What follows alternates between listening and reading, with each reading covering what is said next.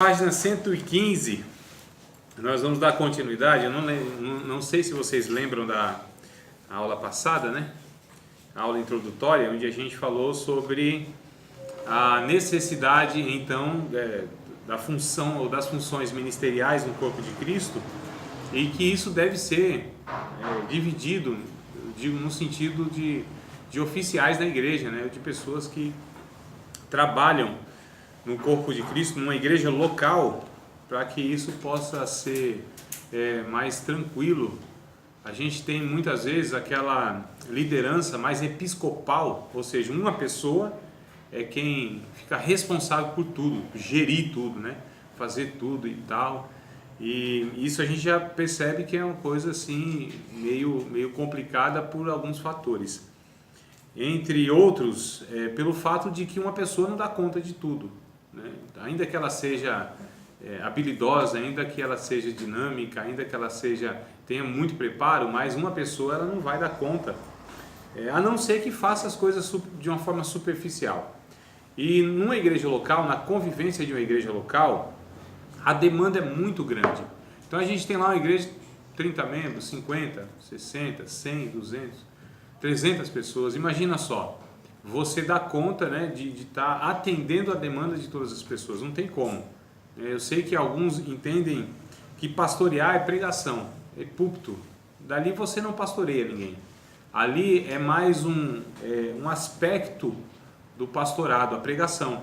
Então, tem obreiros que eles, por exemplo, ele é um obreiro que é responsável pelos diáconos. Vou pegar aqui o exemplo, né? Tem um diácono aqui, é líder ainda? Tu é líder dos diáconos? Não, um dos, não. Diácono. E o que acontece? Então, você tem lá um líder de diáconos lá que tem seus 10, 12, 15, 20 diáconos. E ele acha que a liderança dele se dá somente naquela organização ali, né? De escala e tal, quem faz o quê, quem fica na escala e tal, aquela coordenação. Só que a liderança entendida na igreja local, ela é compreendida, a liderança que vai para além da igreja local, para além desse momento litúrgico, é isso que eu quero dizer. Ou seja, esse líder precisa de fato, né, estar convivendo com essas pessoas o máximo possível, no discipulado, no acompanhamento, nos momentos bons, ruins. Senão vira um negócio quase que uma empresa, né, irmão? Ó, você presta serviço aqui, aqui a gente tem relacionamento, aqui a gente lida, aqui você presta conta, aqui você é cobrado, aqui não sei o que, mostra serviço, mas fora daqui a gente não tem aquela convivência. Não, a igreja ela se dá tanto quanto, ou seja, na localidade e onde mais ainda a igreja ela se reunia, ou seja, nas praças, nas casas. Eu estou pegando essas expressões lá do livro de Atos para dizer que a igreja acontece em todos os lugares. E peguei também um exemplo de liderança dos diáconos, poderia pegar dos homens, das mulheres, dos jovens e por aí vai. O que eu quero dizer é o seguinte, a liderança, se essa liderança superficial, que ela se dá somente em alguns momentos, em liturgias ou em algumas reuniões esporádicas na igreja local, é uma liderança que ela não é bíblica no sentido que não é a proposta bíblica. Né? Ela não vai dar conta, vai ser uma coisa superficial. A liderança, a gente teve a matéria chamada de discipulado. Vocês lembram dessa matéria? Digo, lembra assim, lembra do conteúdo, não só que lembra que teve.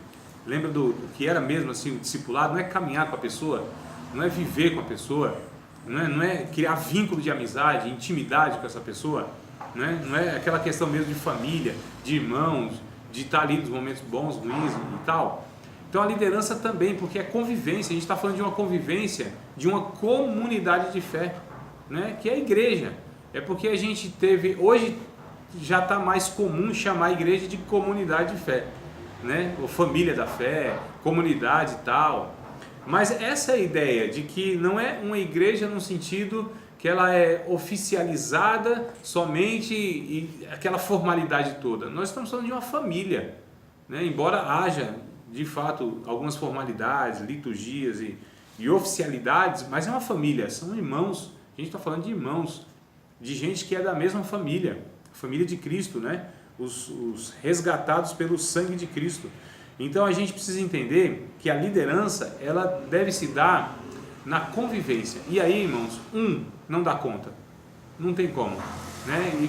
também essas relações superficiais, elas não são boas, elas não são suficientes para você desenvolver de fato, porque liderança é caminhar junto. Jesus é o modelo, Jesus é o padrão, Jesus é quem mostra como que é essa convivência de líder.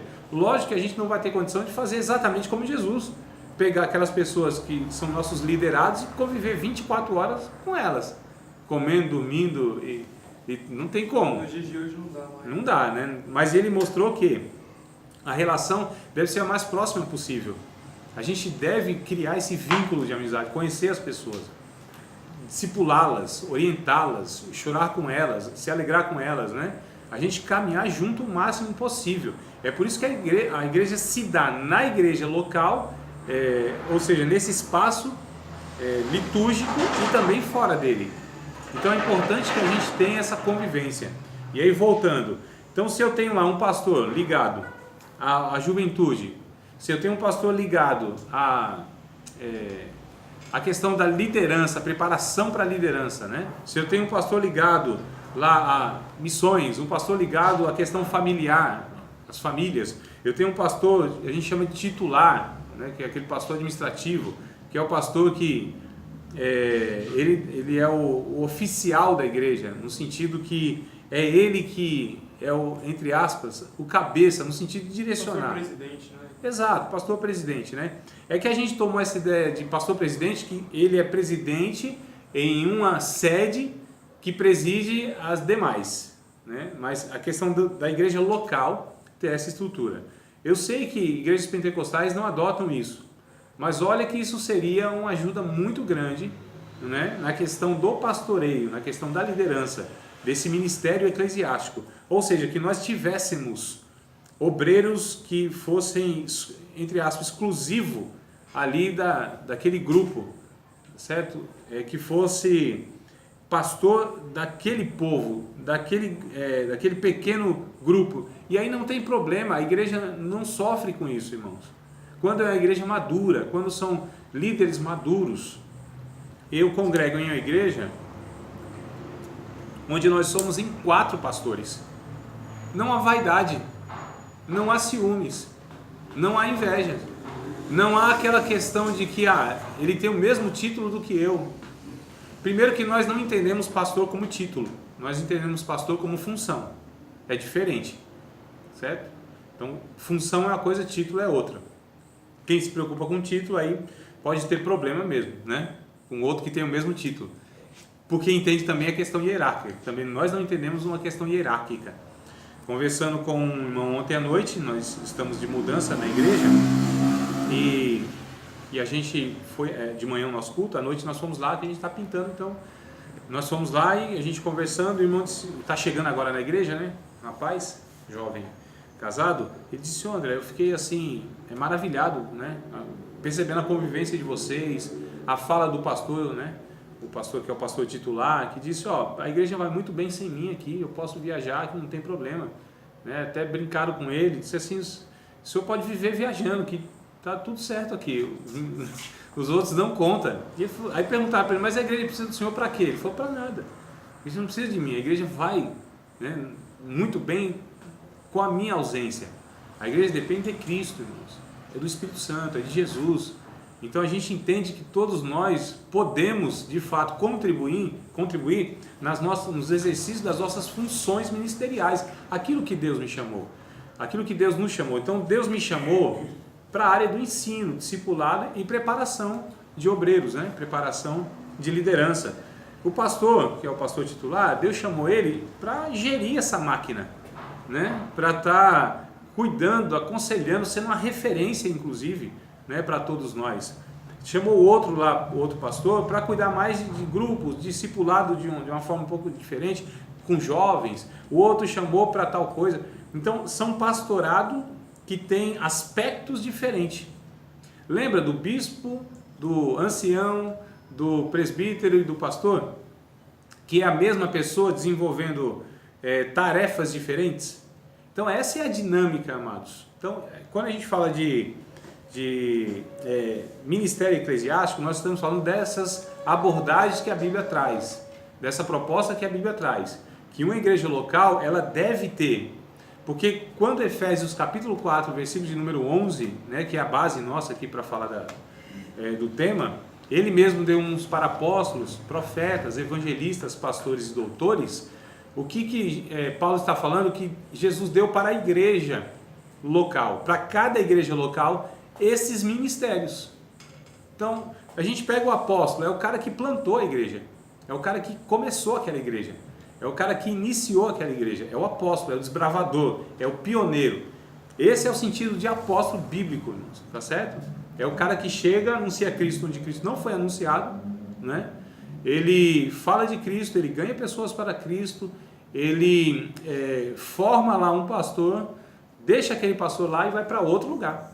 Paulo é o maior modelo disso, o maior exemplo disso, né? É o que ele fez.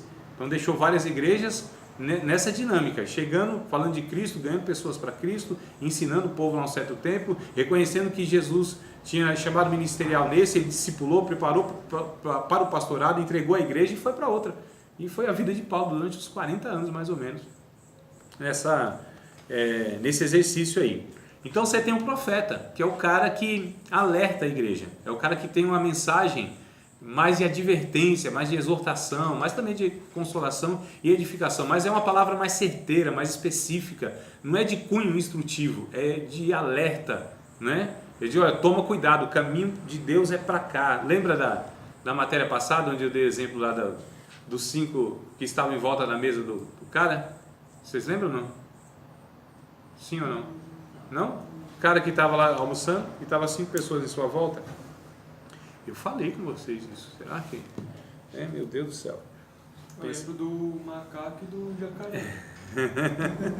Nem eu lembro disso aí. Será que foi eu que falei esse negócio? Foi que você estava contando. Cada um tinha sua lista.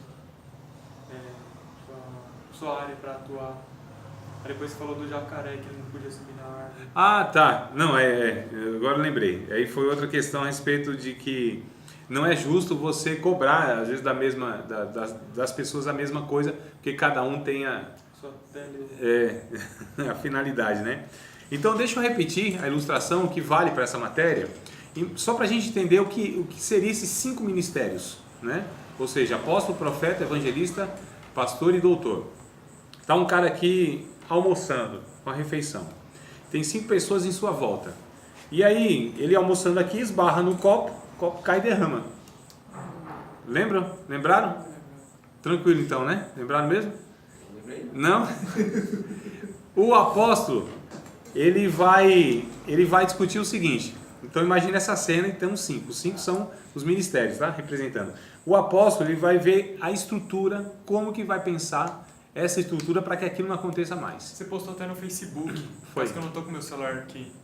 Sobre os 5 ministérios. Isso. Tem até do evangelista buscando os tijolos, Isso, o pastor colocando. Exato. Eu vi isso daí. Cada um trabalha de uma forma, né? Eu postei no grupo, inclusive. Então dê uma olhada lá, porque o que eu vou explicar agora é diferente do que está lá. Então todas essas informações elas vão trazer mais clareza ainda, né? Eu não sei se eu vou lembrar para falar do que eu postei lá exatamente. Eu não estou com o meu celular. Mas esse aqui, se tu pegar no grupo lá, Rony, aí você consegue passar para nós. Ajuda aí, mano. E aí o que acontece? Então o apóstolo, nessa situação, ele vai pensar o seguinte, a cabeça do apóstolo, vamos cuidar da estrutura, né, para que isso não aconteça mais. A cabeça do profeta, ele vai abordar essa situação da seguinte forma, fala assim, você tinha que ter cuidado com isso. Olha o que você fez, você não podia ter feito isso, você derramou o copo aqui com água. O evangelista, ele vai já pensar, nós temos que ver uma maneira de ter outros copos, né? Para que a gente sempre substitua ou sempre tenha um novo aqui. Ó, o pastor vai ter a seguinte abordagem, vai colocar a mão no ombro do cara, falar assim, meu amado, não se preocupe não, isso acontece com muita pessoa. Vamos seguir em frente, vamos lá, levanta esse copo, continua a sua alimentação. E aí o mestre, né, o ensinador, ele vai falar, é o seguinte, você colocou esse copo muito próximo da borda, é por isso que você derrubou. Se você fosse destro, você tinha que colocar uns 15 centímetros para cá. Se você fosse canhoto, você tinha que colocar mais para lá. Porque nessa avaliação ele começa a explicar os detalhes. Entendeu? Então só para a gente entender aqui, amados, a cabeça de cada um desses como funciona. né? Então esses caras, eles foram dotados por Deus com abordagens, percepções, visões que eles enxergam de uma maneira diferente um do outro. E todos esses juntos contribuem para a edificação do corpo de Cristo, para a obra do ministério, né? Como tinha todos esses? Parece que sim. Parece que todos eles Paulo exercia. As epístolas dele, as 13, é só ele falando disso, tá abordando cada um de um jeito. Isso. Paulo, Erickson, havia uma necessidade muito grande naquela ocasião histórica da igreja. Não tinha 12. Oi? Mas não tinha 12. 12 o quê? Apóstolos. Ah, mas eles tinham chamadas diferentes, né? Eles tinham chamadas diferentes. Em Paulo, o Espírito Santo fez isso. Em Paulo. O Pedro, ele tinha uma certa limitação, como outros demais. Quando a gente estuda, por exemplo, a questão a influência da igreja na sociedade, 3 igrejas no Novo Testamento que elas tiveram influências na sociedade: Jerusalém, Antioquia e a de Éfeso, se não me falha a memória. Então a de Jerusalém, embora fossem pessoas lá, tinha lá o Tiago, tinha os apóstolos lá e tal, e era gente cristã, tinha aceitado Cristo, estava pregando tudo certinho. Só que eles tinham uma limitação cultural. Eles ainda estavam apegados a algumas questões culturais do judaísmo, porque era... Tiago? Eu não sei exatamente ele. Ele talvez não. Porque pelas cartas dele ele já é mais prático, né? Apesar que ele não aborda nada teológico. O Tiago não é teológico em nada. Teológico no sentido como Paulo é, por exemplo, entendeu? O Tiago vai tratar... O Tiago é o pastorzão. É o pastor. Você não trata essa pessoa diferente da outra, não. Você não fica falando mal da vida do outro irmão, controla a sua língua. Você sofre as suas tentações, ache prazer nisso, significado nisso. Olha, é Deus que abençoa. Olha, planta aqui e tal, tenha paciência. Então, o Tiago, na sua epístola, ele é extremamente pastoral, prático, na vida diária, o chão de fábrica, entendeu? Da espiritualidade, aquela questão prática. Que ele era o pastor lá da igreja de Jerusalém, né? Isso é tido como quase como unanimidade entre os estudiosos, que o Tiago, ele era o pastor lá da igreja de Jerusalém. Capítulo 15 no concílio lá, ele que dá uma palavra direta, final e tal. E o que acontece? Mas tinha essa limitação cultural ainda. Então o que a gente percebe? Que cada um que Deus chama, eles têm suas, vou usar uma palavra aqui bonita, especificidade, entendeu? Eles têm algumas características que o Espírito Santo aproveita, potencializa. Paulo era um cara assim, capacitado de uma maneira extrema. E eu acredito que Deus, mesmo antes da conversão, é Deus que proporcionou. Deus é soberano, irmãos. Deus sabe de todas as coisas.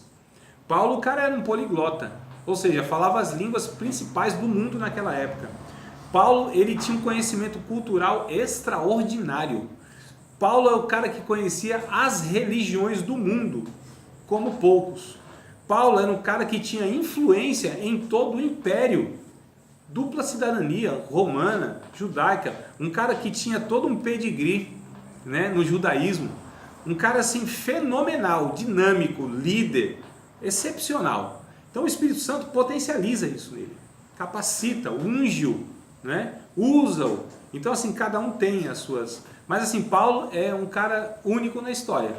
A gente não vê em outras ocasiões na história da igreja Deus fazendo isso com uma pessoa apenas. Ali era o começo da igreja. Ali havia uma demanda muito grande. Hoje, irmãos, não há mais, né? Essa demanda que um cara dê conta de tudo isso. Não, pelo contrário. Hoje nós temos uma igreja numerosa. Deus vem chamando muitas pessoas. O que falta muitas vezes é essas pessoas, elas entenderem o seu chamado. Mas seria bom se tivessem ainda os apóstolos para dar uma boa chacoalhada e uma organizada nas igrejas.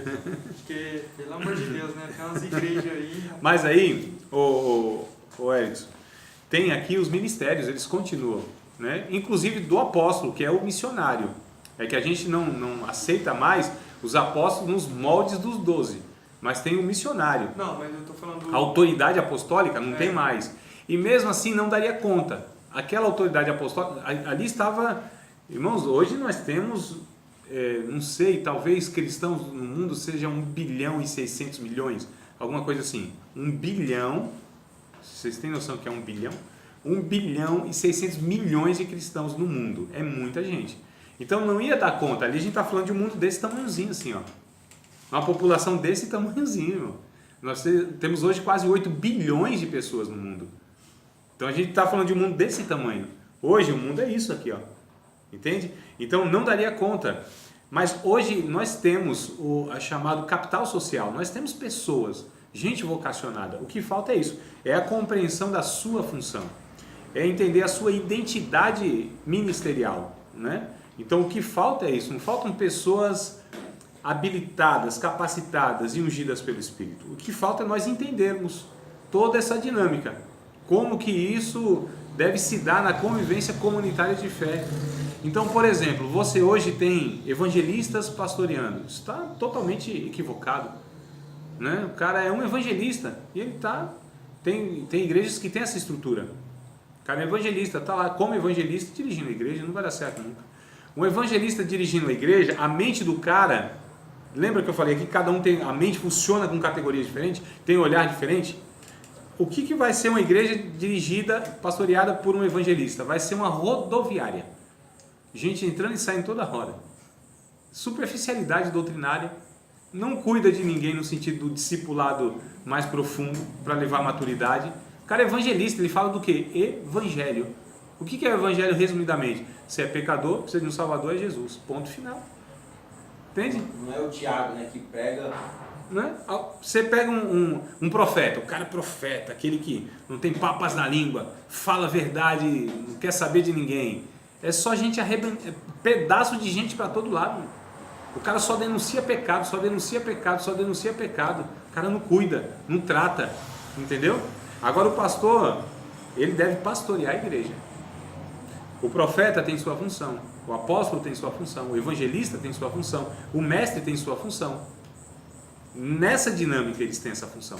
E cada um tem que estar onde? Onde Deus o colocou, onde o Espírito Santo o colocou. Não é isso que diz Paulo em 1 Timóteo capítulo 12? O Espírito Santo é quem dá dons a quem quer e coloca no corpo da forma que quer. E aí um não pode falar assim, eu não sou cabeça, não sou do corpo. Só porque você não é cabeça, é pé, não é do corpo, não será por isso do corpo. Eu sou ouvido, não sou olho, não sou do corpo porque não sou ouvido. Aí Paulo disse assim, mas só porque você não é ouvido, você não é do corpo, né? Você é olho, então é do corpo. Imagina só se todo o corpo fosse olho, onde estaria o ouvido? Se todo o corpo fosse ouvido, onde estaria o olfato? Se todo fosse olfato, onde estariam os pés? Então Paulo vai tratando no capítulo 12 de 1 Coríntios, né, a partir do verso 12, essa realidade. Deus colocou cada um no corpo como quis, para uma finalidade específica, e aí tudo vai bem, irmãos. As coisas funcionam, porque é assim que Deus estabeleceu. São pessoas-chave que Deus colocou, né? São peças-chave que Deus colocou para que aquilo fosse desenvolvido, porque são ferramentas que o Espírito Santo entregou a essas pessoas. Vai um evangelista querer dar aula de teologia, vai ser meio complicado. Vai de repente um mestre querer ter um ministério de evangelista, vai ser difícil. São dons, irmãos, são dons. É possível que a pessoa, acho que foi a aula passada que você perguntou, não foi? Ou foi o Rony, não sei. Se você pode ter mais de um dom de Deus, até pode, mas você vai ter que dar ênfase a um. Porque quem quer fazer duas coisas não faz uma com excelência. Difícil, muito difícil. Eu estou aí... Pastor mestre. Pode ser, mas é difícil. Eu não falei impossível, eu falei difícil. É difícil. O cara vai exercer com excelência, os dois vai estar pastoreando e ensinando. Rapaz, muito, né? depende do pastoreio que a gente está falando. Porque, o Erickson, é uma demanda muito grande você pastorear 50 pessoas. Estou falando de 50. Mas se o cara for sozinho, não tem como. Tem que ter ajuda. Mesmo se for Jesus com 12 ele teve dificuldade, imagina 50. Só para você ver. Então, pro cara se porque assim, o ministério do ensino é algo que te suga. É verdade, rapaz. Tu tá tendo a noção, né? Tô. Tá, então da missa você não tá sabendo nem a metade. O que te espera é muito mais. Deus me livre, rapaz. Não, Deus te livre, não, Deus te preserve aí. Mas assim, cada área existe uma dedicação muito grande. Por quê? Nós estamos falando de um ministério que é excelente. Um ministério excelente, só resta uma coisa, fazê-lo com excelência. E para fazer qualquer coisa com excelência, você precisa se dedicar naquilo, irmãos. Não é? Então eu vejo que pessoas tentam fazer um monte de coisa, não faz nenhuma direito, nenhuma com excelência. faz superficialmente. Então o cara para pastorear e ainda ser mestre, nossa, o cara pastoreia casa com a igreja. Ele precisa estar dia a dia com a igreja e aí não dá conta. Que é filho da irmã que caiu nas drogas, que é o matrimônio do outro lá que está indo para as cucuias, que é esse aqui, negócio administrativo que ele tem que resolver, que é a mensagem que ele tem que ter para o povo também para alimentar o povo, que é a sua vida devocional, que é a sua própria família, que é não sei o quê. Velório, aniversário de criança, nasceu o menino, e nasce o menino de manhã, e à noite morre não sei quem, ele passa a madrugada no velório, não é? Aí 10 horas da manhã ligam para ele, pastor, preciso que o senhor venha aqui. Aí ele acorda assim meio, não acordei agora, aí já fala assim, acordou agora, o pastor vagabundo, está acordando 10 horas da manhã, mas não sabe que ele passou a madrugada toda no velório, que celebrou não sei o que, aniversário de 15 anos, então chama o pastor, vem aqui. Então a demanda é... Aí o pastor tem que ser contratado pela igreja, não tem como. Ah, então, vocês veem? Tem que ser contratado. Então a gente já está vendo mais um aspecto que a igreja falha, ou seja, de ter um pastor integral. Toda igreja tem possibilidade de ter um pastor integral. Ah, mas tem 30 membros. Ele vai viver segundo o padrão de 30 membros. Uma coisa que eu acho bonita da presbiteriana é isso, que ela, a maioria, né, as grandes. Não só ela e outras mais históricas, né? Ajuda bastante meus pastores. Exato. Porque o que está escrito em 1 Timóteo, capítulo de número 5, amados? Não é isso? Vocês já leram? Nós já lemos outras vezes aqui. Vamos ler de novo. Umas 200 vezes nós vamos ler o mesmo texto. É isso que a gente faz aqui. Esse povo aqui está 2 anos, né, estudando a mesma coisa, Kleber. Tu está disposto a estudar a mesma coisa? É assim, ó. Eu já falei umas 200 vezes, tá vendo? Esqueceu. Vamos de novo. 1 Timóteo, capítulo de número 5, versículo de número 17 e versículo 18. 17 e 18 de 1 Timóteo. É só um texto, porque tem outros mais, tá? Tem 1 Coríntios, capítulo de número 9, por exemplo. Tem outros textos que vai falar a respeito do pastor ser digno de ser sustentado, né? Aquele que se dedica, ele deve ser sustentado pela igreja financeiramente. Os presbíteros que governam bem sejam estimados por dignos de duplicada honra. Dependendo da versão, vai estar duplicado honorário, salário digno. Me ajudem aí nas versões diferentes. Como está aí, Rony? Duplo honorário na minha. A sua também, duplo honorário? Duplicada honra. Duplicada honra, duplicado honorário, é o 5,17, né? Estimado por digno de duplicada honra, é porque esse duplicada honra não está falando o que seria essa honra, mas é salário dobrado, ou seja, um salário que o atenda na sua demanda. Minha duplicada honra. Isso, mas o sentido é esse, tá bom? Então, principalmente os que trabalham na palavra e na doutrina, olha só. Porque diz a Escritura, não ligarás a boca do boi que debulha, e digno é o obreiro do seu salário. Olha que coisa interessante. Para completar, vamos para 1 Coríntios 9, porque Paulo ele explica aqui, que ele fala que trem é esse que não pode amarrar a boca do boi que está debulhando. Que conversa é essa? Aí Paulo vai explicar, mas Deus não está falando dos bois. 1 Coríntios, capítulo 9, né? Deus não está falando assim dos bois e tal. Eu acho bem interessante, Paulo, ele explica nessa. Capítulo 9, verso de número 7. Eu acho muito interessante a explicação de Paulo. Porque havia, né, no Antigo Testamento essa lei, né? Ó, não pode amarrar a boca do boi que está puxando o arado, né? Ele está debulhando aí, não, ele vai arrastando, vai fazendo os caminhos, os sulcos, né? Para ser plantado e ele vai comendo lá das coisinhas que está na beira lá. Então não pode amarrar a boca, ele está trabalhando. Como que você vai tirar a recompensa do trabalhador? Como que é esse negócio? Isso é injusto. E aí Paulo aqui, ó, no capítulo 9 do 1 Coríntios, verso 7, diz assim, quem jamais milita a sua própria custa? Quem é, irmão, um soldado que fala assim, eu vou à guerra e ainda vou bancar comida, bebida, roupas, estadia não tem, né? Mas arma, bala, uniforme, tudo. Quem é o soldado que faz isso? Não. Ele é custeado, ele é mantido e a sua família, inclusive, é mantida enquanto ele está na guerra. Quem planta a vinha e não come do seu fruto? Quem é o cara que tem uma plantação, irmão? E ele não come daquilo lá? Ele vende 100% e não come nada? Não. Ou quem apacenta o gado e não come do leite do gado? Quem é? Que tem, pelo amor de Deus, um monte de vaquinha leiteira, né? Que vende leite e ele não usufrui daquilo? Então Paulo está fazendo perguntas de retóricas, que nem precisa de resposta. As respostas já são dadas por elas mesmas, né? É o óbvio que ele está dizendo aqui. Digo eu isso segundo os homens? Ou não diz a lei também o mesmo? Olha que coisa interessante. Porque na lei de Moisés está escrito, não atarás a boca ao boi que trilha o grão. Aí ele fala, porventura tem Deus cuidado dos bois? Ou não o diz certamente por nós? Certamente que por nós está escrito. Porque o que lavra deve lavrar com esperança. O que debulha deve debulhar com esperança de ser participante. Se nós vos semeamos as coisas espirituais, será muito que de vós recolhamos as carnais? Olha que coisa interessante, irmãos. Veja bem, pulando aqui para o verso de número 13. Não sabeis vós que os que administram o que é sagrado comem do que é do templo? Paulo está evocando lá no Antigo Testamento o sacerdote, que ele oferecia o sacrifício e ele era autorizado a comer parte daquele sacrifício. Ele não podia comer gordura e sangue. Isso era oferecido para Deus, né? Porque é a essência da vida. Agora, tinha parte lá que ele podia, ele era autorizado. E que os que de contínuo estão junto ao altar participam do altar, assim ordenou também o Senhor aos que anunciam o Evangelho que vivam do Evangelho. Olha que coisa interessante. Isso, agora a gente está falando dos picaretas, dos mercenários, essa corja que está por aí, que só vai na igreja por X e tal. A gente não está falando dessas pessoas.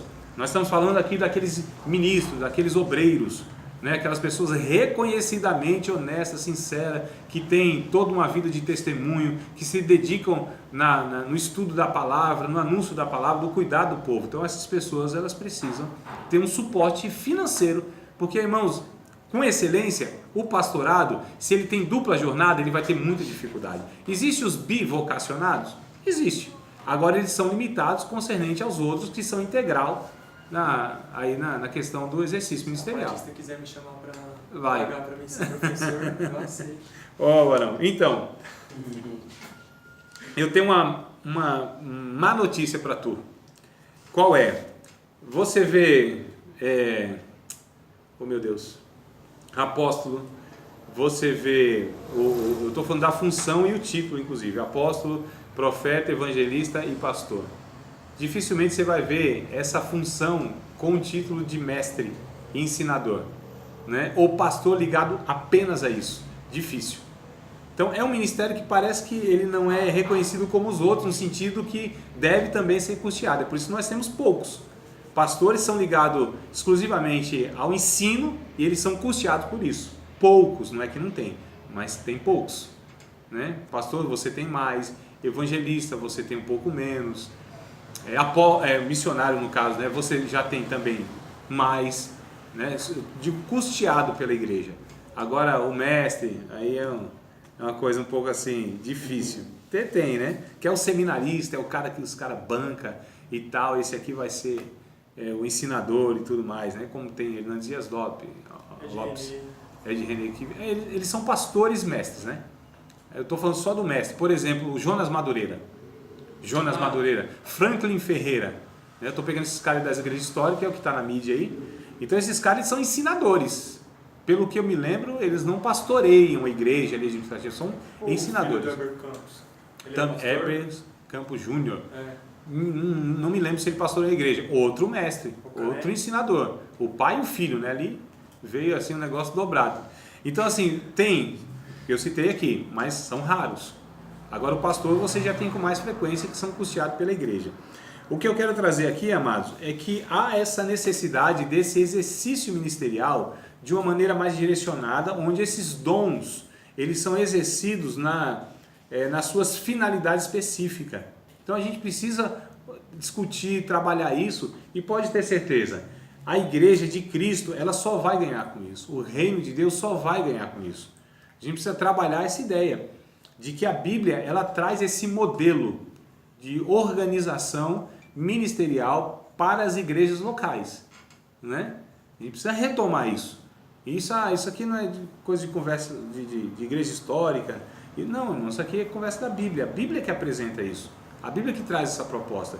E aí talvez não seja o motivo ou um dos motivos que a gente vem sofrendo tantas coisas dentro das nossas igrejas de deficiência, de problemas com falta de maturidade, de tanta limitação que a gente tem. Talvez não seja pelo fato de que nós estamos decidindo estruturar e organizar a igreja segundo as nossas compreensões e não segundo a Bíblia? Acho que sim, né? Tenho uma leve impressão que sim. Tenho assim uma desconfiança que sim. Tudo bem, amados? Vamos continuar aqui na leitura.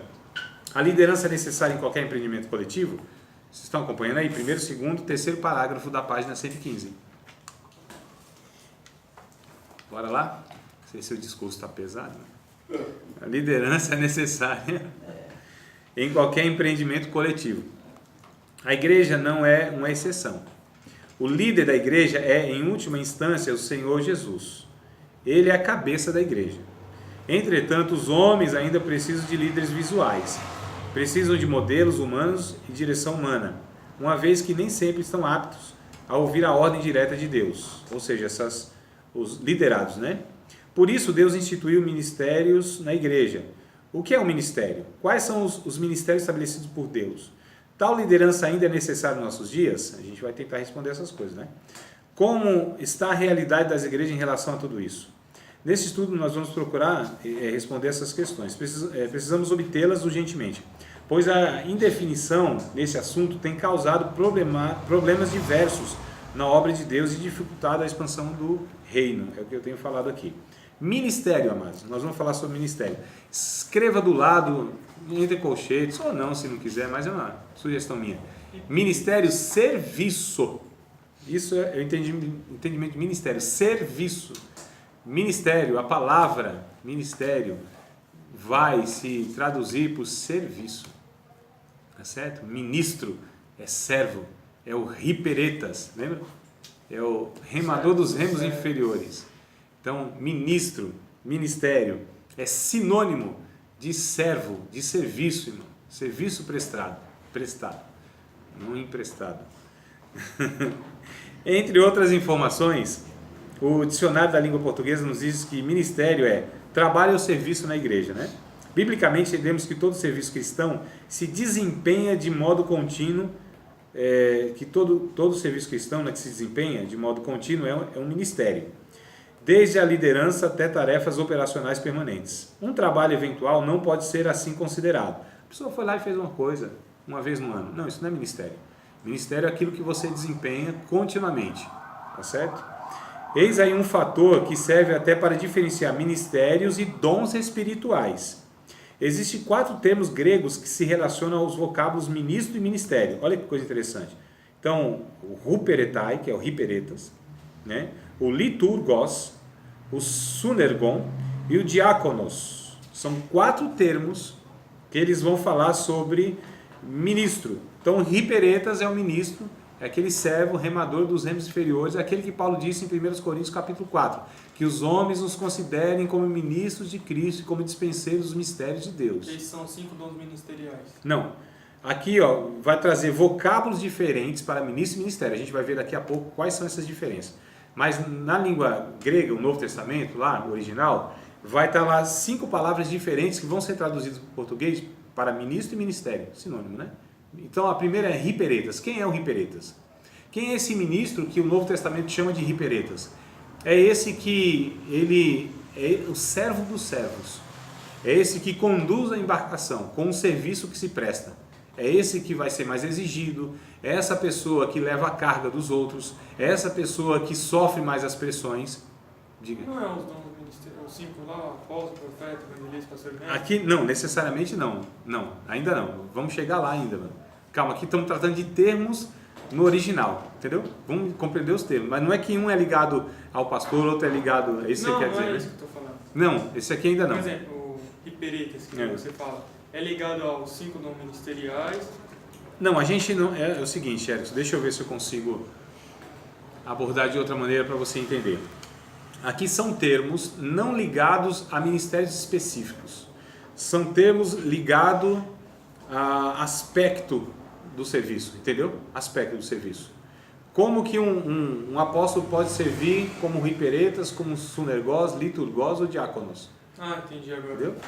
Então, são aspectos, são tarefas desempenhadas. Entendi. Não que é ligado a esse aqui é o profeta, esse aqui é o pastor, esse aqui é o mestre. Não, não é isso. Então, são termos que vai denotar, vai trazer, na verdade, aspecto dessa função desempenhada. Então, o hiperetas é esse, a gente já falou, né? O liturgos, os anjos também são chamados de liturgos. Olha que coisa interessante. Que vem a palavra liturgia, que a gente entende o que como liturgia? Não é um andamento do culto? Aquilo que se faz, né? No andamento de culto. Então, o liturgos, essa liturgia, aqui na frente, ó, depois é que vai trazer aqui a questão mesmo dos ministérios, né? Então, a liturgia, o liturgos, o ministro, o ministério, o servo de Deus que desempenha esse papel de liturgos, é aquele que serve também, só que em outro aspecto. Ele pode servir, inclusive, no próprio andamento do culto, ou de outras formas, mas ele serve.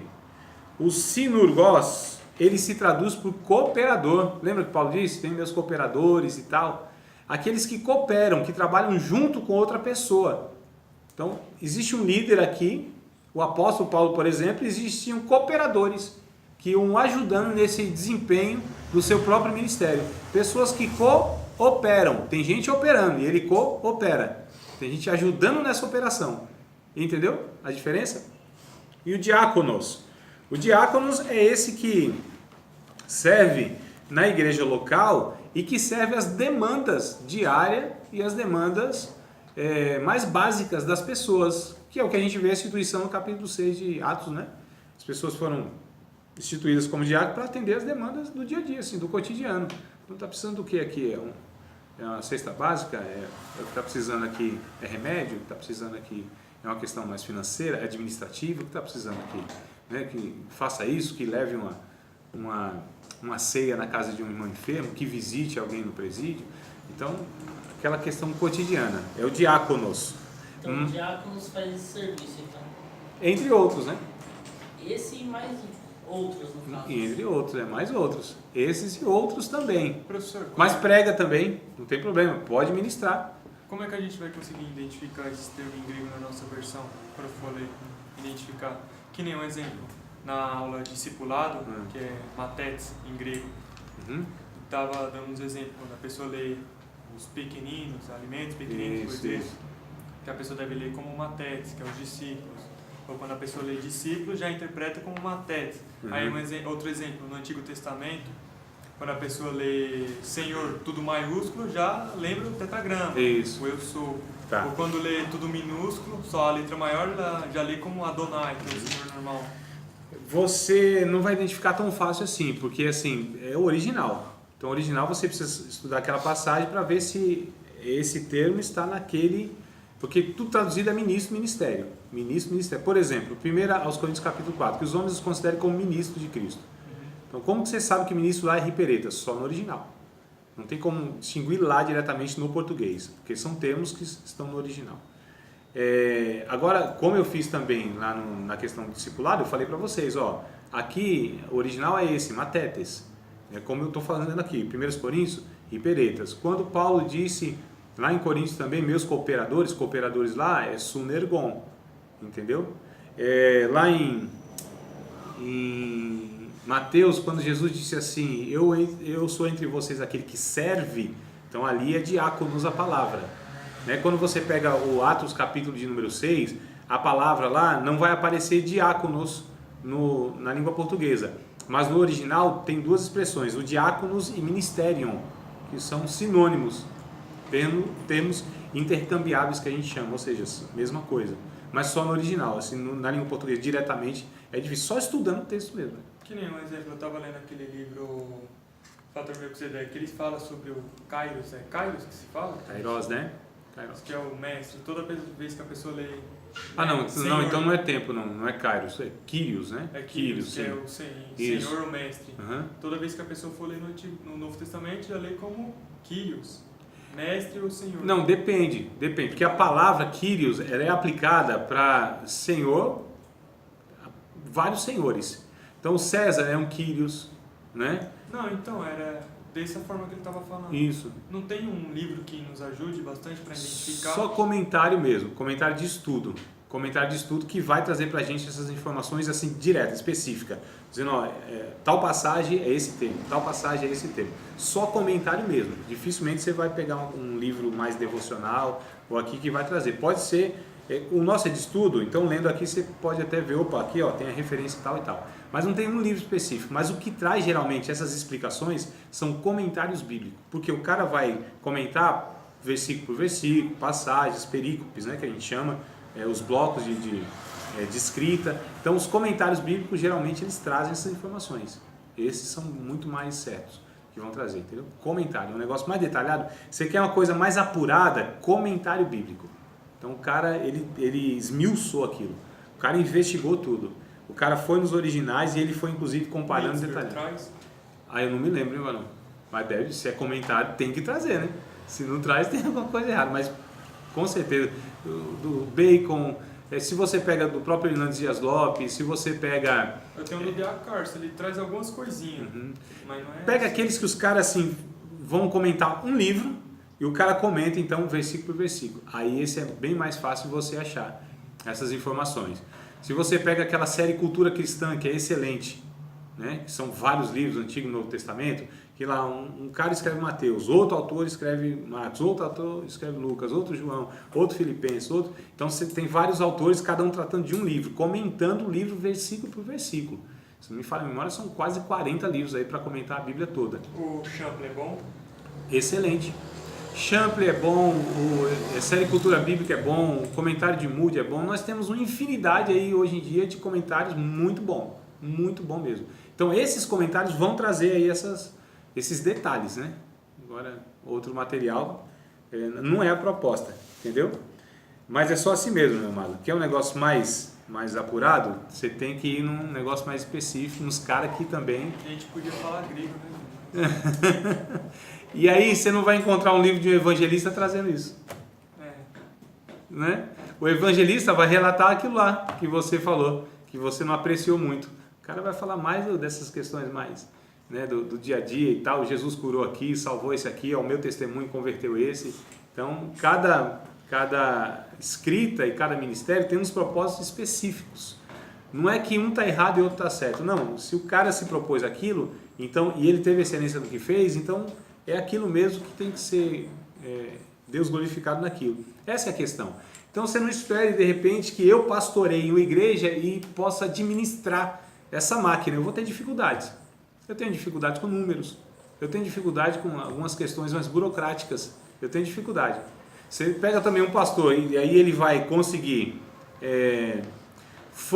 criar um seminário de teologia como eu fiz, é possível que ele não consiga. Ele pode ter dificuldade com algumas coisas que para mim são naturais, ou eu lido mais fácil, e para ele assim é o fim do mundo. E vice-versa. O que para ele é o dia a dia, tranquilo, que ele pensa sossegado, eu vou me matar e não vou conseguir chegar naquela solução que ele... As pessoas não entendem, né? Que a pessoa já nasce com isso. Não é que nasce, não. Dom, assim. Não, óbvio que tem uma influência de Deus por trás, preparando todo o caminho que nem... Ele fez com Paulo, dando o melhor professor para Paulo, arrumando... Sim, tudo. Alguns casos sim, outros não. É um pouco relativo isso, Erickson. Eu vou pegar eu como exemplo, por exemplo. Eu nunca fui um cara, assim, extrovertido. Nunca fui um cara comunicativo. Nunca fui um cara que gostei de ler. Nunca fui um cara que conseguia desenvolver, assim, um assunto, sabe, tal, e chegar e envolver as pessoas para me ouvir. Eu nunca fui. Sempre fui tímido, não me lembro de ter assim, me empenhado a ler um livro na vida. Não, li uns 3 ou 4 aí, na minha vida antes de Cristo. Estou falando de 20 anos.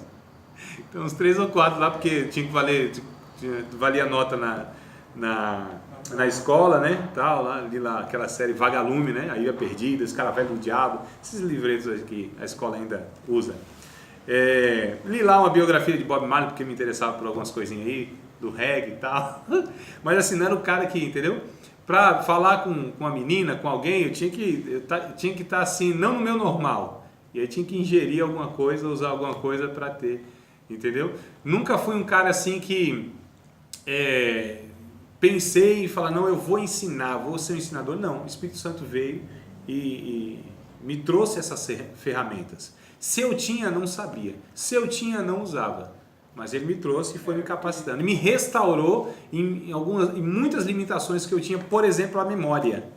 O fato de ter usado droga muito tempo e muito tipo de droga, de uma forma intensa, né? Isso me prejudicou na memória assim, de uma forma absurda, a ponto de eu não lembrar o que eu tinha comido hoje de manhã. Não lembrava. Então maconha, crack, cocaína, muito intensamente, por muito tempo, isso destruiu a minha memória. E aí quando eu aceitei Jesus, eu falei, Senhor, o Senhor precisa fazer alguma coisa aqui, porque eu quero pregar a Tua palavra, mas eu não gravo uma vírgula. Você entende? Então é assim, é um pouco relativo. Agora algumas pessoas não, como Paulo. Paulo já veio, são os dons naturais que a gente entende que Deus dá também, né? Então a gente entende que toda boa dádiva, todo dom perfeito vem de Deus. Então a capacidade de Paulo, de erudição, o cara de absorver cultura, de liderança, de tudo aquilo, é Deus que deu ao ser humano. Agora, o que Deus fez foi capacitá-lo mais ainda, ungí-lo e usá-lo para o reino dele. Porque ele usava isso para outras finalidades. Entende? Então é meio relativo, nem todo mundo nasce, nem todo mundo tal. Então assim, é relativo, é de pessoa para pessoa. Agora assim, é Deus que faz tudo em todos, tanto querer quanto efetuar? Aí a Bíblia diz que sim, né? Então, vamos lá. A gente tem mais alguns minutos para desespero de vocês. Página 116, é a seguinte. Paulo emprega quase que invariavelmente diáconos. Olha só, Paulo. O termo aparece nas 4 formas, 25 vezes no Novo Testamento. A forma diaconia aparece 24 vezes, sendo traduzida por distribuição de serviço, socorro, serviço, ministério e administração. Então, o termo no original, ele vai ser traduzido por todos esses termos aqui, ó. Mas tudo ligado ao serviço, distribuição de serviço, socorro, serviço, ministério ou administração. Irmãos, há 3 listas no Novo Testamento dos dons. Vamos lá? Anotar aí? Vamos primeiro então, já, na sequência, Romanos, Coríntios e depois Pedro, não é isso? Tu anotou? Não, já está aberto? Já. Capítulo 12, vamos lá. Capítulo 12, olha aí, ó. Eu não tinha essa memória assim na cidade sua. Primeira aos Coríntios, capítulo 12. E hoje dá umas falhadas que você não tem noção, Alex. Romanos, pô. Tá em Romanos. Romanos, desculpa. Falou Romanos. Eu tô com a cabeça aqui em Coríntios. Capítulo 12 de Romanos, verso de número 6 até o 6, 7, 8, né? Romanos 12. Capítulo 12, verso 6 a 8. Anotem aí, tá? Eu vou ler, a gente vai ler junto, mas anotem aí para ficar como referência para vocês. Se vocês quiserem anotar, anote já as 3 referências que eu vou passar e depois a gente lê uma por uma. Então, Romanos 12, versos 6 a 8. 1 aos Coríntios, capítulo 12, verso 8 ao 10 e o 28 também. Então, 1 aos Coríntios, capítulo 12, verso 8 ao 10, e aí você pula para o 28 também, né? Efésios, capítulo 4, verso 11, eu falei 3, mas são 4 passagens. Efésios, capítulo 4, verso 11, e 1 Pedro, capítulo 4, verso 10 e 11. Então, essas 4 passagens, elas são as listas, né? Então, a gente lista aqui os dons que há no Novo Testamento para a igreja. Todos eles... Oi? 1 Pedro o quê? Capítulo 4, verso 10 e 11. Todos esses dons, eles continuam ainda hoje sendo distribuídos pelo Espírito Santo à igreja, irmãos. Tá bom? Esses dons, eles foram dados à igreja de Cristo. Não é só do Novo Testamento, lá do Atos, Novo Testamento, desculpa, lá de Atos não. É na igreja, enquanto a igreja for igreja. Então esses dons, embora outra linha de pensamento aí vai entender que alguns, eles não são mais hoje manifestos pelo Espírito Santo, mas no meu entendimento, todos esses dons, essas 4 listas que eu apresentei para vocês, todos eles sem exceção, eles estão ainda na atualidade. Então vamos lá, olha só, Romanos 12, 6, 7, 8. De modo que tendo diferentes dons, segundo a graça que nos é dada, se é profecia, seja segundo a medida da fé. Se é ministério, seja em ministrar, serviço, né? Se é ensinar, haja dedicação ao ensino. Ou o que exorta, use esse dom em exortar. O que reparte, faça com liberalidade, a generosidade. O que preside, com cuidado. O que exercita a misericórdia, com alegria. Esses são dons específicos, irmãos. No meu tá dar ânimo. O exortar. Exortar, né? Hã? O ensinar. Ensinar dá ânimo? Não, é ensinar, exortar? Não, exortar. O exortar, sim. Qual é a diferença de ensinar e exortar? Não, ensinar é isso que eu estou fazendo. Ah. Exortar é você animar aquela pessoa que ela está presa ou com dificuldade em um pecado e você animá-la a abandonar aquilo. Trazer para ela uma palavra que desvencilhe ela daquela dificuldade. Exortar é sinônimo de animar. As pessoas entendem exortar como ser ignorante, bruto, não é? Isso não é exortação. A repreensão é outra coisa. Cajadada na moleira, né? No meio do coco. Não tem nada a ver. Exortar aqui é encorajar. Encorajar o meu irmão. Deus não tem isso para a tua vida, não. Se levanta desse pecado aí, sai daí, né? Deixa isso. Tenha ânimo. Deus tem uma obra na tua vida, vamos junto. Então isso é animar a pessoa. Exortar. É você trazer uma advertência, Erickson. Uma advertência alertando aquela pessoa, mas para levantá-la.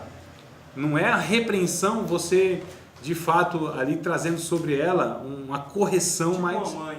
Exato. Ajudando o filho que caiu. Exato. Mais ou menos isso aí. Briga com ele, mas ergue. Dá uma chinelada. Dá uma chinelada, mas abraça também, né? Vem cá, meu filho. Mamãe te ama. Deu uma chinelada, mas é por amor. Você não entende isso agora, mas vai entender depois, diz a palavra. Eu entendi bastante isso. Então, todos nós, eu acho, quase todos. Vamos para a primeira aos Coríntios, capítulo 12.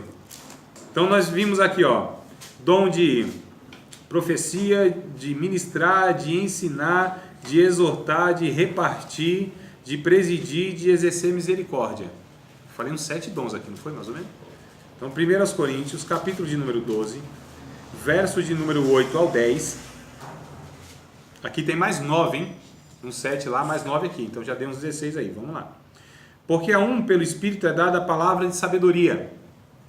Palavra de sabedoria é quando existe uma reunião, uma demanda, alguma coisa a ser resolvida, né? E aí se reúnem lá. Aquele que traz a palavra, que traz a solução, isso é palavra de sabedoria. Tá? Então isso é palavra de sabedoria. Aquele que traz uma palavra que soluciona o problema. A outro, pelo mesmo Espírito, a palavra de ciência, de conhecimento. É uma, inclusive, palavra que é bem interessante, irmãos, a pregação. A pregação, ela reúne, né, algumas manifestações do Espírito. É bem interessante. A pregação é uma dinâmica do Espírito assim, impressionante.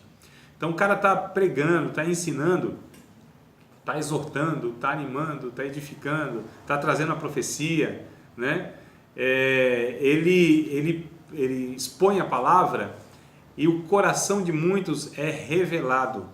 Ele traz um conhecimento sobre a vida das pessoas que ele não tem noção. É Deus revelando o estado daquela pessoa, a necessidade daquela pessoa, e aí a palavra vem. É só o Espírito Santo para dar conta disso. Só você pregando para 200, 300, 500 pessoas e a palavra atingir essas pessoas, essas 500 pessoas num auditório, né? Imagina, só o Espírito Santo. O ser humano, humanamente, isso é impossível de acontecer. Então é o dom da ciência, do conhecimento da palavra. Você não já ouviu a palavra assim, rapaz, parece que o pregador conhece minha vida, sabe o que está acontecendo, parece que ele ouviu na minha casa lá que eu estava. Parece que ele me ouviu lá orando e tal. Isso é o conhecimento. E a outra, pelo mesmo Espírito, a fé. Essa fé é uma dotação do Espírito Santo para que essa pessoa realize aquelas coisas que é humanamente possível, extraordinárias mesmo, tá? Então é o dom da fé, né? E geralmente ela vem ligado com outros dons aqui, ó. Dom da fé, outro pelo Espírito, os dons de curar. Então geralmente o dom da fé vem junto com os dons de curar. Perceba que é o único dom que vem no plural, hein? Todos os outros são singular, né? Dom da fé, dom da palavra de ciência, dom da sabedoria. Isso aqui são dons. Dons de curar. São muitas formas de exercer essa cura. Muitas maneiras. Então a gente pega o Novo Testamento, por exemplo. Jesus, ele fala, declara, a pessoa é curada. Jesus estende as tuas mãos, é curada. A Bíblia diz que ungindo com óleo é curada. A sombra de Pedro curava. Os lenços e aventais de Paulo curava. Tem várias formas de cura. A pregação, a palavra exposta, cura. Então, há várias formas de curar. Tá certo? Por isso são dons. de curar. Muitas maneiras onde o Espírito Santo usa para alcançar as pessoas e curá-las. Igual Jesus também, né? Pelo menos uma palavra dele curou um servo de um soldado. Exato, exatamente isso aí. Eu só acho meio estranho assim, eu não recomendo ninguém pegar um cuspezinho, misturar com a lama e pôr nos olhos dos outros. Que nem os ossos de Eliseu, né? Então assim, amados, olha que coisa interessante, só para aproveitar o gancho aqui, e essas coisas não são comportamentos, assim, não, isso aqui então tem que fazer assim porque aconteceu aqui, não, são formas que o Espírito Santo usou naquela ocasião, não quer dizer que vai repeti-las da mesma forma hoje. Porque a gente tem essa questão, né? O povo aí pega a terra e passa no outro e tal, aí todo mundo começa a fazer isso. Amados, tem coisas que são específicas, tá certo? Com pessoas específicas. Aquilo não pode virar uma doutrina, um comportamento, né? Então não é porque Jesus fez isso que hoje você vai fazer a mesma coisa. Não é porque os lenços de Paulo, Deus usou, o Espírito Santo usou naquela ocasião por conta de uma demanda específica lá naquela ocasião, que hoje também o Espírito Santo vai fazer isso. Então é algo muito específico, né? Então, vamos lá. A outra, operação de maravilhas. Operação de maravilhas, tem alguma tradução aí que está milagres? Milagres. Milagres, né? Operação de milagres. O que seria a operação de milagres? Tudo aquilo que interfere no curso natural da criação. O que seria dom de milagre? Abrir o mar. O que seria o dom de milagre? A terra parar. O que seria o dom de milagre? Paralítico. O morto ressuscitar. Isso é dom de maravilha. Operação de milagre. Ainda há, assim? Assim. Não estou falando do mar abrindo e tal. Ressuscitar mortos, por exemplo, sim. Né? Então, assim, você interferiu no curso natural da criação.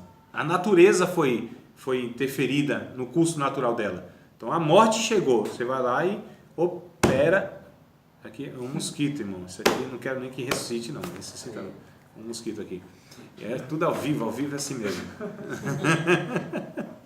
Olha que coisa interessante. Rapaz, não é porque ele ficou olhando para mim aqui, parecia o da dengue. Não era não, mas parecia, eu fiquei assustado. E aí o que acontece, irmão? Vamos voltar aqui para o raciocínio, presta atenção. Então, a morte chegou, você interfere naquilo, é operação de milagres, operação de maravilha. Não é, o paralítico andou, aquilo foi uma operação de milagre. Não, aquilo foi dom de curar, aquilo curou. Um cego, cura. Um surdo, cura. Entendeu? Então é ligado ao corpo, estrutura, é cura. Não é milagre. Não, a enxaqueca foi cura, mas o paralítico é milagre, é extraordinário. Não. É cura. Cura. Deficiência no corpo, dificuldade no corpo, essa estrutura aqui de corpo é cura. Tá certo? Milagre é quando você interfere no curso natural das coisas. Chove, não chove. Entendeu? Você mexe com a natureza. É um negócio assim. Deve ser da hora. Operação de maravilha. Deve ser da hora. E a outra, profecia.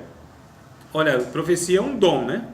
Então, trazer uma mensagem específica de Deus, ou para uma pessoa ou para o coletivo. Uma mensagem emergencial, que tem tríplice aspecto, essa mensagem. 1 Coríntios capítulo 14 vai dizer isso. A profecia, ela edifica, ela exorta e ela consola. É a tríplice função da profecia. Essa mensagem emergencial que o Espírito Santo gera no coração, na mente da pessoa e ela transmite. Tá certo? O outro dom de discernir espíritos é a capacidade clara, é a capacidade, melhor dizendo, deixa eu reformular, a capacidade da clareza de quem é o espírito que está agindo naquele momento. Se é o espírito do homem, se é o espírito de Deus ou se é o espírito maligno. 1 Coríntios capítulo 2. Exatamente, pelo espírito, né? O espiritual discerne bem todas as coisas. Exato. Aqui é específico. E a outra, variedade de línguas. Então ele fala diversas línguas. Olha que coisa interessante, diversas línguas. E a outra é a interpretação das línguas. Então a gente percebe que os dois precisam andar junto também. Paulo, em 1 Coríntios capítulo 14, vai dizer isso. Quem fala língua estranha, ore para que também interprete. Né? São dois dons distintos, mas que precisam andar juntos. Como também o dom da fé, junto com o de curar e o de milagre. Tem que andar juntos, mas são dons específicos, tá? Então, dons de interpretação de línguas. Enquanto o outro está falando em outras línguas, línguas estranhas, como quer que seja, o outro traz aquilo no idioma local. Tá certo? Então, o cara está falando em outra língua lá, que o pessoal ali não entende nada. Esse ele vai e interpreta, traz a mensagem no idioma local. Se não houvesse intérprete, a Bíblia diz, esse tem que ficar calado na igreja. Lembrei agora de um personagem do chicanismo. Calado. Tem curso para interpretar línguas ou não? Não. Ou Espírito Santo? Não, aqui são dons espirituais. Todos esses aqui são manifestações do Espírito na vida da pessoa. São manifestações, Kleber. Essas pessoas não têm o dom. Ninguém tem um dom. A Bíblia diz aqui, ó, no verso de número 6, olha que coisa interessante. 6 e 7, do mesmo texto que nós estamos lendo aqui. Nós lemos a partir do 8, mas olha o 6 e o 7. Há diversidade de operações, mas um é o mesmo, que é o mesmo Deus que opera tudo em todos. Mas a manifestação do Espírito é dada a cada um para o que for útil. É o Espírito que manifesta na pessoa, entendeu? A pessoa não decide, agora eu vou curar o fulano. Agora eu vou fazer isso aqui, você vai ser curado. Agora eu vou profetizar. Agora eu vou trazer uma palavra de sabedoria. Agora eu vou trazer uma palavra de ciência. Agora eu vou falar línguas estranhas. Agora eu vou interpretar línguas. Agora eu vou discernir espírito. Eles não decidem, é o Espírito Santo que manifesta na pessoa. Quando quer, a hora que quer, em quem quer. Então a pessoa não tem o dom. Nela é manifesto o dom. Entendeu? Vamos pular para o verso 28, do mesmo capítulo aqui. 28. E a uns pôs Deus na igreja, primeiramente apóstolos, em segundo lugar profetas, em terceiro doutores, depois milagres, depois dons de curar, repete alguns, né? Socorros, a gente não tinha visto esse ainda, governos, nós não tínhamos visto este ainda, variedade de línguas, nós já vimos. Olha o que Paulo diz, amados. Porventura são todos apóstolos? São todos profetas? São todos doutores? São todos operadores de milagres? Têm todos o dom de curar? Falam todos diversas línguas? Interpretam todos? Bom, essas são perguntas de retórica. Precisa da resposta? Não. A resposta é única aqui. Não. Então, nem todos têm esses dons. Infelizmente, há uma má compreensão no nosso meio pentecostal que todo crente tem que falar línguas. Paulo diz aqui, todos falam línguas? Não. São dons. Se é dom, um fala e outro não. Não é? Então a gente tem essa incompreensão aí que se você é crente e não fala língua estranha, está buscando pouco a Deus, tem alguma coisa errada na sua vida. Esse versículo 31 que ele fala, procurais o melhor dom, mas é o melhor para nós mesmos, né? Para si próprio, não seja um específico melhor de todos. Quando ele diz procurar... Jesus fala, Paulo, né, fala, entre todos o melhor é o dom do amor, né? Não, o amor não é um dom. Não, que ele especifica. Não, o amor não é um dom. Vamos ver aqui, ó. Quando Paulo diz assim, procurai os melhores dons, o que são os melhores dons para Paulo? A gente tem que ler o capítulo 14. Vamos lá. Lê o 14, mano. A gente tem que saber o que Paulo tem em mente quando ele fala melhores dons. Né? Capítulo 14, versos de número 4 e 5. 4 e 5, eu acho muito interessante isso aqui. 1 Coríntios 14, 4 e 5. O que fala língua estranha edifica-se a si mesmo. Mas o que profetiza edifica a igreja. E eu quero que todos vós faleis línguas estranhas. Mas muito mais que profetizeis. Porque o que profetiza é maior do que o que fala língua estranha. A não ser que também interprete, para que a igreja receba edificação. Olha o que Paulo coloca, amados. Eu quero que todo mundo fale língua estranha, mas eu quero muito mais que vocês interpretem essas línguas. Por quê? Para a edificação mútua da igreja. Verso de número 12. Aqui, vamos ler, é o mesmo capítulo. Verso 12, olha. Assim também vós, como desejais dons espirituais, procurais sobejar, abundar neles, para a edificação da igreja. A finalidade é essa. Verso de número 19. Todavia, eu antes quero falar na igreja 5 palavras da minha própria inteligência, para que possa também instruir os outros, do que 10.000 palavras em língua desconhecida. Verso de número 26. Paulo repete aqui, ó. Que fareis, pois, irmãos? Quando vos ajuntais, cada um de vós tem salmo, tem doutrina, tem revelação, tem língua, tem interpretação. Faça-se tudo para edificação. Na mente de Paulo, o que era um dom maior? o que era o melhor dom? Aquele que edifica o outro. Aquele que edifica a igreja. Então, língua estranha, não tendo intérprete, me edifica. O que eu devo buscar? A interpretação dessas línguas para edificar o outro. Se não tiver o intérprete, a interpretação de línguas, então eu devo me calar, porque não faz sentido, porque não edifica ninguém. Por que eu vou falar em voz alta? Eu falo comigo. Paulo diz isso aqui. 1 Coríntios capítulo 14, isso é claro, irmãos. Só que nós, pentecostais, a gente dá muito mais validade à experiência do que às escrituras, né? Diga, varão. Vem, falar em língua e vem a revelação em seguida, né? Como se Deus estivesse mandando aquela mensagem. Revelação, varão, é outra coisa mais específica que eu não quero entrar em questão agora. A gente está falando de pronúncia, de elocução, né? A questão é palavra mesmo. A questão aqui é verbal. Então, a gente está falando de mensagem verbal. Revelação é outra história que eu não vou entrar agora. Porque a pessoa fala em língua um pouquinho, já fala, o Senhor mandou te dizer. A interpretação. A interpretação daquilo que foi falado, varão. Você entendeu? Então, língua estranha e interpretação dessas línguas. Tem que ter interpretação. Então, são dons diferentes. Mas só para... Então, quais são esses melhores dons? Esses dons que edificam os outros. Então, eu posso... Paulo disse assim, deseje falar língua estranha? Deseje. Mas, olha, procure os melhores dons. Quais são os melhores dons? Que edifica o outro. Só que aí ele começa a falar que esses dons... Capítulo 12 e capítulo 14 vai falar dos dons. Dos dons e do exercício dos dons na liturgia. Capítulo 14. O capítulo 13, ele vai falar a respeito da motivação desses dons. Como esses dons devem ser desejados e usados. Deve ser baseado no amor. Porque quem não ama pode profetizar, pode ter o dom que for, pode ter a ciência maravilhosa, pode transportar montes, fazer coisas extraordinárias, operação de milagres, pode ter assim dons extraordinários. Mas se não tiver amor, isso tudo é invalidado para o reino de Deus. Isso tudo é como o metal que soa, o sino que retine. Não faz sentido. O cara pode dar a sua vida como missionário, 40 anos como mártir e morrer no campo missionário, renunciar a tudo.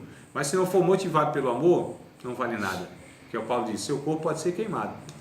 Não vale nada. Então Paulo vai colocar, o amor é a motivação de tudo. Não é dom, amor. Amor é fruto, amor é caráter, característica de um verdadeiro discípulo de Cristo.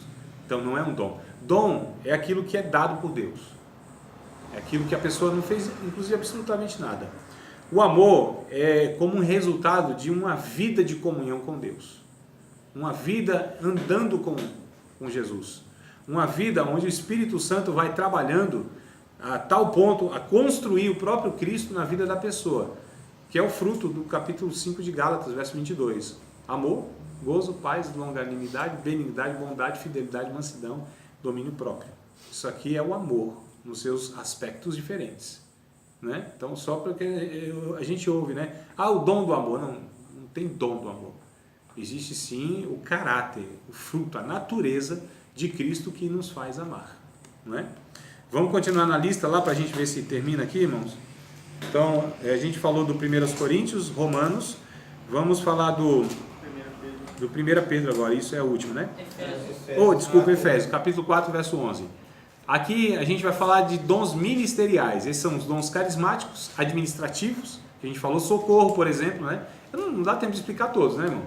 Expliquei alguns aqui que foi vindo à mente, mas não dá. Teve algumas aulas passadas, antes dele estar conosco. Você já havia explicado sobre isso. Dom de socorro também falei, liberalidade, tudo isso, misericórdia. Então que bom, tá gravado em algum canto lá do YouTube. Então, difícil achar o vídeo. Nem eu sei. Então o que acontece? Os dons, esses são eu falei de dons carismáticos, né, onde o carisma, o Espírito Santo manifesta dessa forma. A gente chama de dons da graça. O termo lá original é charismata, né? O dom da caris. E os dons de administração, socorro, por exemplo, presidir, governar, são dons de administração. Esses aqui de Efésios 4 e 11 são dons ministeriais. Apóstolo, profeta, evangelista, pastores e doutores. Verso 12 e 13 vai falar a finalidade desses dons. Para a edificação do corpo de Cristo, para a maturidade dos cristãos, né? Para aperfeiçoamento desses santos, para a obra do ministério, para que essas pessoas não sejam mais levadas em todo vento e roda de doutrinas falsas, para que eles cresçam, amadureçam na estatura, medida perfeita de Cristo. Então, esses dons ministeriais servem, a finalidade é essa. 1 Pedro capítulo 4, e aí a gente encerra esse ponto.